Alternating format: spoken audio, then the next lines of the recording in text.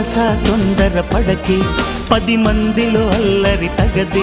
కనుచూపులు కలిసే వేళ నా మాటలు కొంచెం వినవే. చిరునవ్వుల దేవిని చూసే సుముహూర్తమొస్తున్న వేళ, నీకెందుకే ఈ తొందర?